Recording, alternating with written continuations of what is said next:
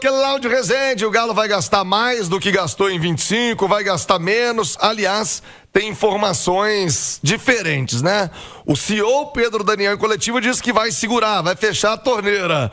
O homem forte da SAF, Rubens Menin, em entrevista, na verdade não é entrevista, né? É o bate-papo que ele faz com os influencers, que aliás é uma atitude muito, muito legal, sempre importante ter essa oportunidade de falar, de esclarecer, de ouvir e ser ouvido, isso é muito bom. Ô Cláudio, mas ele tem dito que vai manter o investimento. Como é que fica o Galo pro ano que vem, hein, Cláudio? Vamos lá, Thiago, boa tarde a você, boa tarde a todos aqui do Rádio Esportes. O Atlético, a tendência é de que tenha mesmo esse orçamento, ele é parecido em número de investimento em relação a 2025. Ao que o Atlético fez nessa última temporada, o clube vai investir um valor semelhante para 2026. Aí a gente está falando do ano todo, né? Na janela de janeiro de 2025, o Atlético investiu bem mais do que do meio do ano, por exemplo. Vamos ver como vai ser agora. A tendência é que seja também. Até porque o time vai passar por uma reformulação. É agora, no meio do ano. O Campeonato Brasileiro mesmo já vai ter quase metade disputado. Boa parte do campeonato disputado até o meio do ano. Então o Galo deve colocar mais grana nesse início de temporada. O ano passado, né, a temporada que o Galo terminou, foram 180 milhões de reais em investimento, em contratações. Agora, o Atlético vendeu também, né, Thiago? Só Paulinho, Alisson e Rubens foram 275 milhões de reais. Com essas 3 transferências. O Galo conseguiu 3 jogadores que agora, sinceramente, não tem, né? Jogador para ser vendido em cifras como essas do Paulinho, foi para o Palmeiras, o Alisson para o Shakhtar, lá da Ucrânia, e o Rubens, no meio do ano, também foi negociado com o futebol do exterior. Então foram 3 grandes transferências que o Atlético fez na última temporada. Teve ainda umas menores, né, Thiago? O Zaratio, o Racing pagou 12 milhões de reais, o Batalha 9 milhões de reais, o Boca Juniors. Teve o Otávio, ali quase 9 milhões de reais por Fluminense.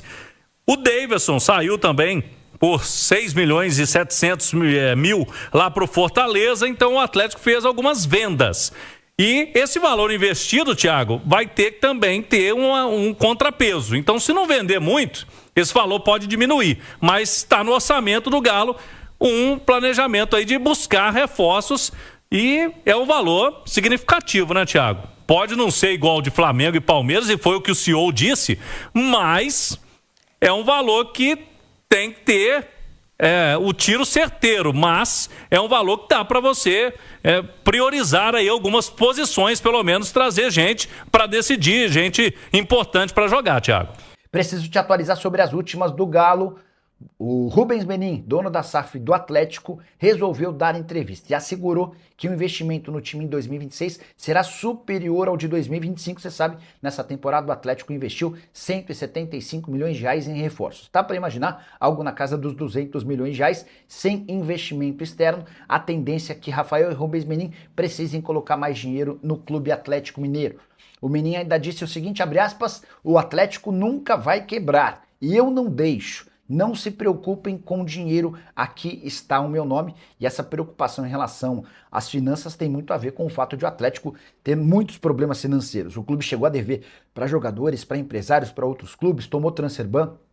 Teve atleta que foi à justiça, como o Rony, querendo a rescisão contratual. No final das contas, ele acabou permanecendo no clube. Antes de mudar de assunto, só contar que Guido Rodrigues, volante argentino de 31 anos de idade que pertence ao West Ham, entrou no radar do Atlético a pedido de Jorge Sampaoli. O jogador tem contrato só até junho de 2026 e tem atuado bem pouco na Premier League. O Edu Panzi, eu acho que passa sempre muito por expectativa e realidade. O torcedor, e tem todo o direito, né? Ele está na sua função de acreditar, de esperar por algo melhor. E por outro lado, quem fica com o papel de advogado do diabo é o diretor do clube, né? Que tem que fazer conta, tem que colocar tudo mesmo na ponta do lápis para a próxima temporada. É inegável que aconteceram erros, né? Alguns deles graves, né? E talvez não por culpa só da diretoria, mas, puxa vida, você contrata o melhor jogador da Libertadores, o artilheiro, o cara chega e água, né? Água, nada, não rende absolutamente nada. É ser mais assertivo com esses valores pro próximo ano, Edu? Você não tenha dúvida. Eu acho que o contratar o Júnior Santos não foi o problema. Ninguém duvida da capacidade do Júnior Santos. Talvez o problema tenha sido o valor pago pelo Júnior Santos. Contratar o Fausto Vera já é um problema maior. O que piora com o valor pago pelo Fausto Vera. Então é você ter ali um dinheiro contado e não gastar bem o seu dinheiro. Outro dia eu dei o exemplo aqui, você vai montar uma mini frota ali para sublocar o carro para motorista de aplicativo, aí você compra aqueles carros que você sabe que vai dar problema, né? Comprar um carro, você compra uma areia, você não vai viver na oficina. Já foi um belo carro, inclusive. Mas enfim, é saber gastar melhor o dinheiro. É claro que o investimento ele é fundamental, a depender da sua perspectiva. Eu quero uma vaga na fase de grupos na Libertadores. Então você vai ter que investir, cara.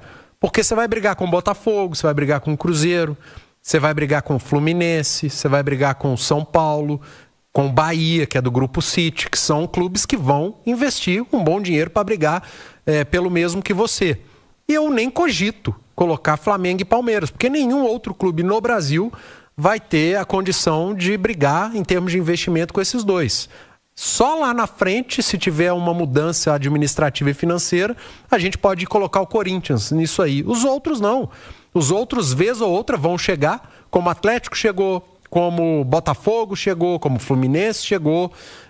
Podem ser a exceção da regra. Beliscar alguma coisa ali. Mas via de regra vai ter Palmeiras e Flamengo todo ano chegando em alguma coisa. O Galo precisa ser assertivo. Assertivo nas saídas, assertivo nas chegadas, algo que não conseguiu ser nas últimas duas temporadas, ou na última temporada, vamos dizer assim, porque em 2024 ainda tinha esses jogadores que o Cláudio citou aí, que renderam ao clube um bom dinheiro. O Atlético foi finalista da Libertadores, da Copa do Brasil, mas esse ano de 2025, exclusivamente, o Galo gastou mal o dinheiro que investiu. E também eu acho que além da administração e de outros fatores que a gente sabe muito bem, eu acho que uma coisa que o Atlético e a maioria dos clubes já estão ficando mais atentas é o investimento nas categorias menores, nas categorias de base, né?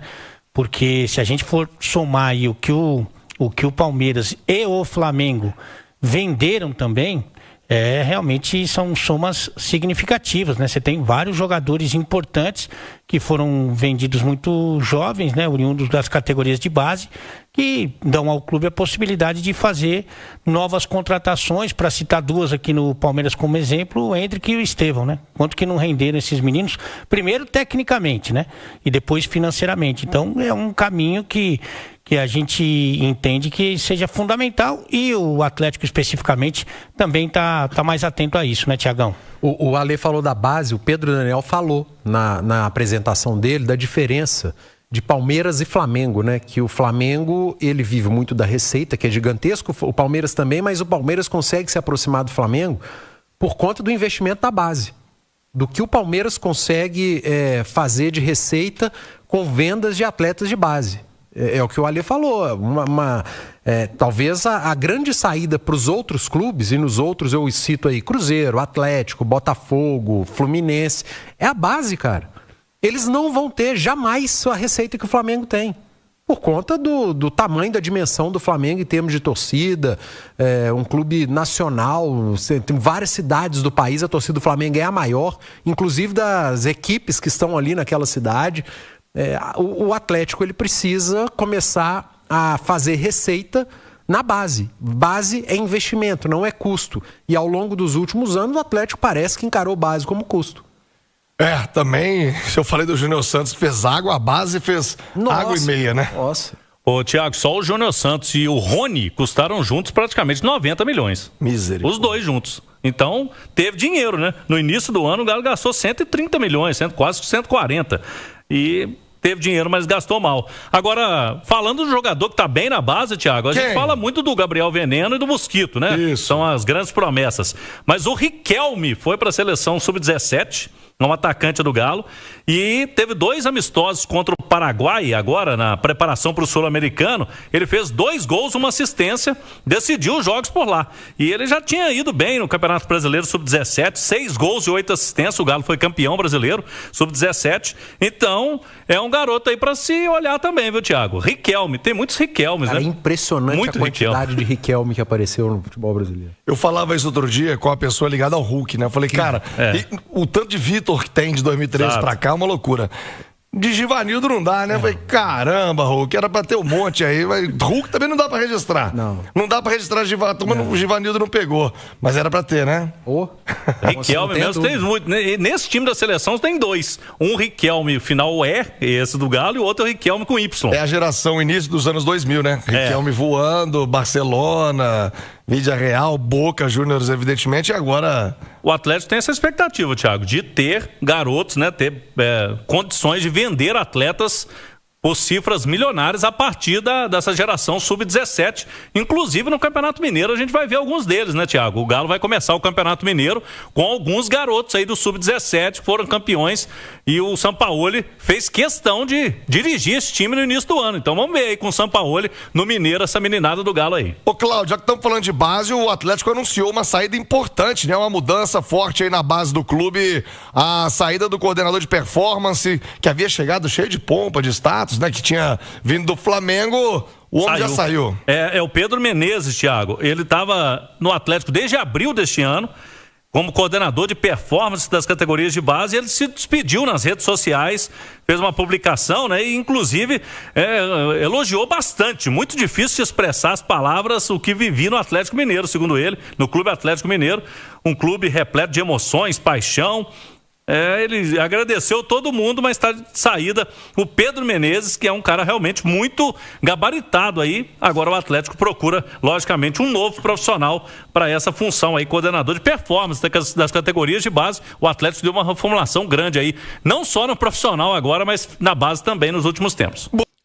Savarino é um nome que está na lista do Sampaoli, interessa, e detalhe, o Sampaoli já comunicou ao Savarino, já fez contato com o Savarino para saber dele a respeito de como é que seria uma possível volta para o Galo, pegar a opinião dele e tal. E eu vi também o pessoal do Fala Galo confirmando a notícia nossa, passando essa informação também de contato. Então, acreditando aqui os amigos também do Fala Galo, eu sempre falo, apurar é trabalho, vamos acreditar, gente. Dá trabalho demais apurar notícia, então vamos acreditar, não é fácil, tá? Então, menção aqui ao pessoal do Fala Galo também que confirmou a nossa notícia. Savarino é o nome que está na lista. O Sampaoli fez contato, mas eu não tenho a informação de que existe negociação rolando, tá? Não é uma contratação fácil, envolve valores considerado alto, tá? Então, gente, vamos ter cautela, é um nome na lista, o Sampaoli fez contato. E detalhe, tá? O Sampaoli faz contato, tá? Com geral. Vocês acham que não? O Sampaoli pega o telefone, meu amigo, e ó, já liga, já quer saber como é que tá, faz um primeiro contato, uma primeira abordagem, e através dessa primeira abordagem, ele fala pro Bax, ó, pode ir, porque eu já conversei, a ponte eu já fiz uma pequena intermediação, agora você faz o resto. O Sampaoli faz muito disso, e isso é muito bom, o Sampaoli tem um nome bem quisto no mercado, tá? Isso tem ajudado, beleza? Fala, massa, fechando mais um vídeo aqui do canal, e mais uma vez peço a vocês aí, antes de sair do vídeo, deixar aquela moral pra gente aí, o like de vocês, massa, é muito importante pro canal continuar crescendo, então senta o dedo no like aí, dá essa moral pro canal, e muito obrigado aí pela força, beleza? Pra quem tá chegando agora, seja bem-vindo e não conhece o canal e ainda não se inscreveu, esse canal traz notícia todos os dias do Galo, então já se inscreva no canal e também ativa o sininho de notificação, para toda vez que sair um vídeo novo, você ser avisado pelo YouTube, tá bom? Fiquem à vontade para deixar a opinião de vocês no espaço de comentário do canal. É muito importante que vocês comentem, porque isso também ajuda demais o canal a continuar crescendo. Então fiquem à vontade, o canal é de vocês, tá bom? Vou ficando por aqui e aquele forte abraço. Até a próxima, massa.